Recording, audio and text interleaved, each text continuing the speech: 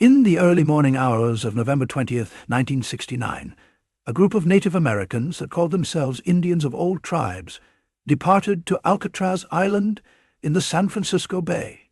The island that served as a prison was now uninhabited. The natives bypassed a Coast Guard blockade and took control of the island. The 19-month takeover that followed would be regarded as one of the greatest acts of political resistance in Native American history. Before the coming of European explorers, about 10,000 indigenous people called Oluan lived in the San Francisco Bay Area, north and south of it. The Oluan people lived here thousands of years before Europeans arrived. They lived in around 50 groups and did not view themselves as a single unified group.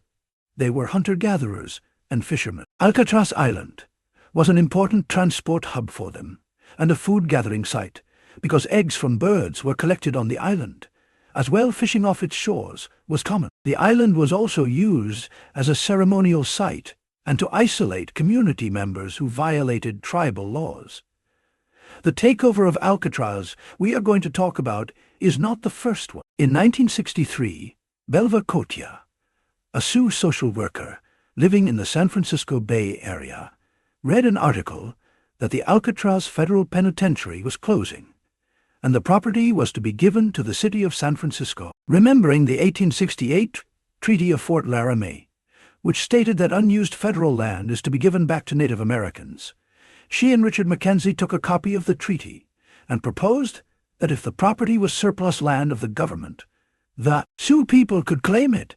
On March 8, 1964, a small group of Sioux demonstrated by taking over the island for 4 hours. The entire party consisted of about 40 people, including the lawyer representing those claiming land stakes, as they filed a court action to obtain title to the island prior to the demonstration. They were soon taken back by the Coast Guard. This short takeover is significant because the participants demanded the use of the island for a cultural center and a Native American university. These demands would resurface in the takeover of 1969. Bay Area natives were organizing another takeover of Alcatraz for years, and when the news came that the city wants to sell the island to a billionaire developer, they decided it's time for action, in a time when the country was taken with civil rights movements, student protests, and new worldviews. On November 9, 1969, Richard Oakes and a group of supporters set out to symbolically claim Alcatraz Island for the Native American people. The demands of the occupation were almost identical to those made in 1964 by the Sioux who had claimed the island. 5 boats were organized to take approximately 75 native people to the island, but none of the boats came. They then boarded a boat named the Monte Cristo and convinced the captain to make a turn around the island. When they came close to Alcatraz, Richard Oakes, Jim Vaughn, Joe Bill, Ross Hardin, and Jerry Hatch jumped overboard and tried to swim to the island. The Coast Guard soon picked them up, and the whole action was portrayed in the media as a publicity stunt. Later that day, a bigger group led by Richard Oakes and Lanata Warjack, then Lanata Means, departed from Fisherman's Wharf. They arrived on the island, and 14 of them stayed the night. The next day, Richard Oakes gave a speech now known as the Alcatraz Proclamation. We, the Native Americans, reclaim this land known as Alcatraz Island in the name of all American Indians by right of discovery. We wish to be fair and honorable in our dealings with the Caucasian inhabitants of this land, and hereby offer the following treaty. We will purchase, said Alcatraz Island, for $24 in glass beads and red cloth, a precedent set by the white man's purchase of a similar island about 300 years ago. We know that $24 in trade goods for the 16 acres is more than was paid when Manhattan Island was sold, but we know that land values have risen over the year. Our offer of $1.24 per acre is greater than 47 cents per acre. The white man is now paying the California Indians for their land. We will give to the inhabitants of this island a portion of that land for their own, to be held in trust by the American Indian government. For as long as the sun shall rise and the rivers go down to the sea, to be administered by the Bureau of Caucasian Affairs. Oakes then made a deal with authorities, in which the natives would abandon the island and not be arrested. When they came back ashore, they decided they are going to try again, this time with better organization. On the night of November 20th, 1969, this symbolic takeover turned into a full-scale demonstration when 89 Native Americans boarded boats 30 miles south of San Francisco and landed on Alcatraz Island, most of them university students, with some of them university students, them being women and children. The 89 protesters took over the island, stating that the 1868 Treaty of Fort Laramie required that unused federal land be given back to Native Americans. In no time, the natives began to organize, with Richard Oakes serving as the unofficial mayor of Alcatraz, electing a council and providing for security, sanitation, daycare, school, and housing. The protesters specifically cited their treatment under the Indian termination policy, and they accused the government of breaking numerous treaties. Although she was not very recognized in the media and mainstream at the time, Lenata Warjack was one of the leaders of the takeover, arriving the first day and leaving amongst the last. She wrote speeches in which she stated that the protesters wanted complete native control over the island by rights of the Treaty of Fort Laramie. Warjack's proposal was a native center which would include full-time native consultants, teachers,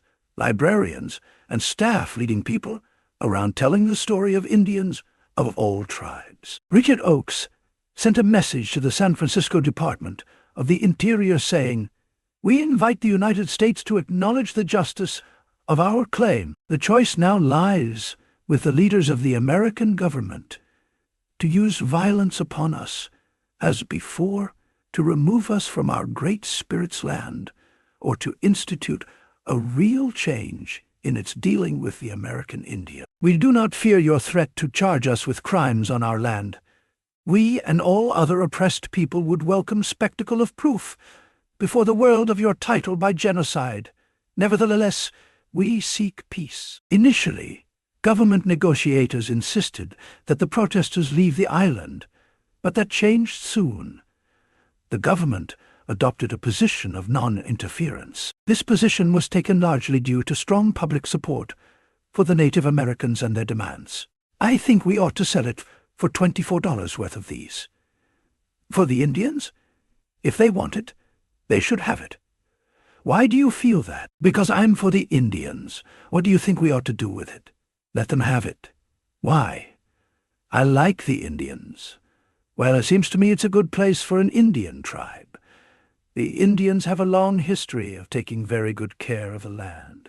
But when they owned and controlled the United States, there were plenty of fish in the rivers and birds in the sky. Advocates from show business celebrities to the Hells Angels supported the takeover, and federal officials began to meet with the natives. Supplies had to be brought to the island, with the Coast Guard's blockades making this increasingly difficult.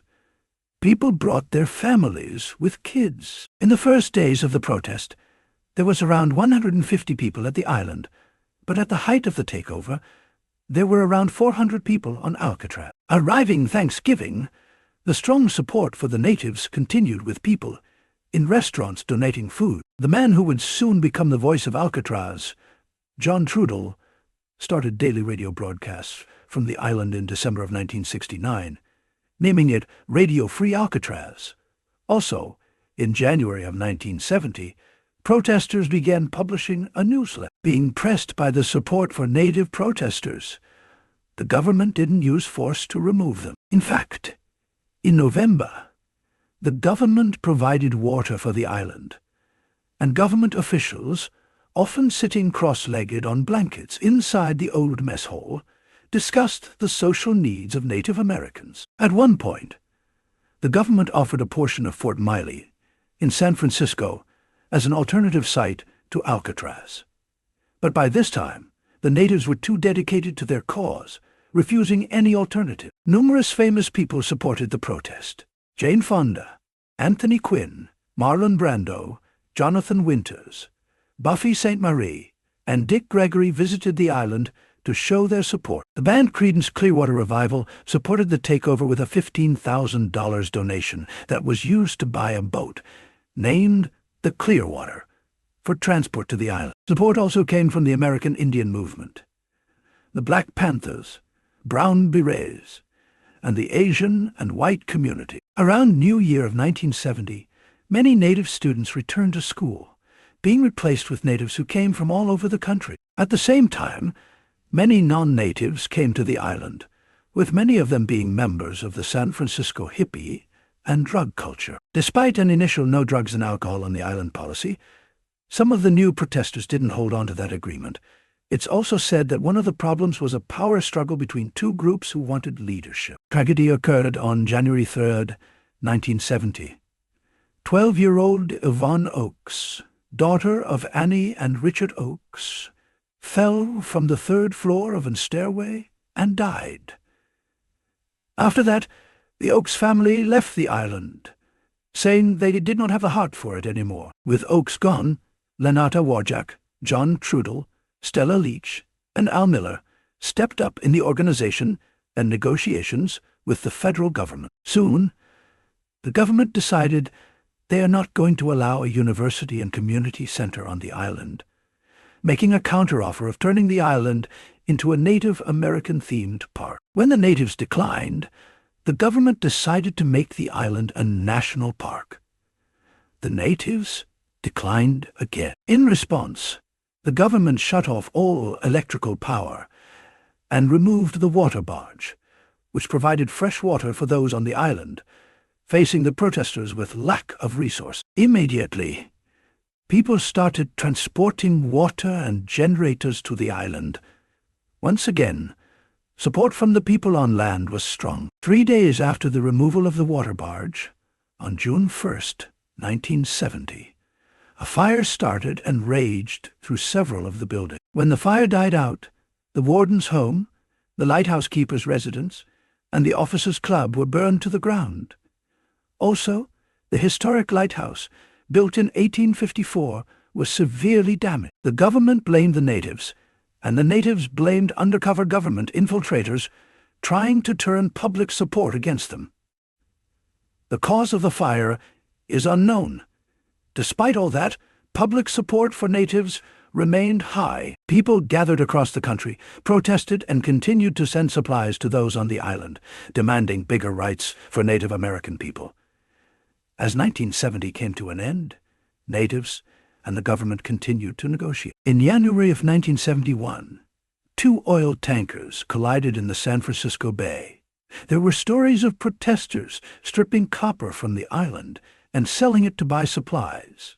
There was also talk of physical assaults.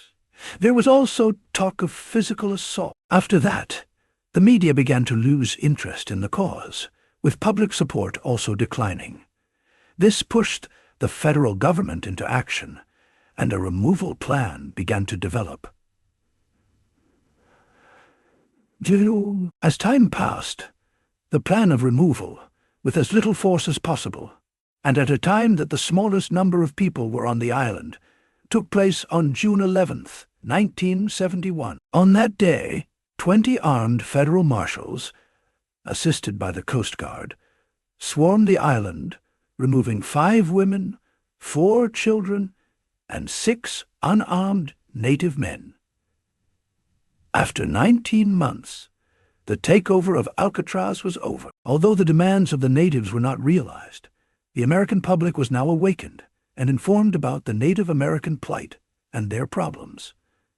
The takeover of Alcatraz resulted in the ending of the Indian Termination Policy. A policy of native self-determination became the official U.S. government policy. During the period, the protesters were on Alcatraz. President Nixon returned Blue Lake and 48,000 acres of land to the Taos Native. Lands near Davis in California would become home to a Native American university. The Bureau of Indian Affairs in Washington, D.C., would begin hiring Native Americans to work in the federal agency that had a big effect on their lives. The takeover of Alcatraz also launched a wave of protests across America for Native American rights. Alcatraz was opened in 1973 as a national park. With memorials on the island, the takeover was immortalized in the history of Alcatraz. Every year, on November 20th, Native Americans return to Alcatraz to celebrate the takeover.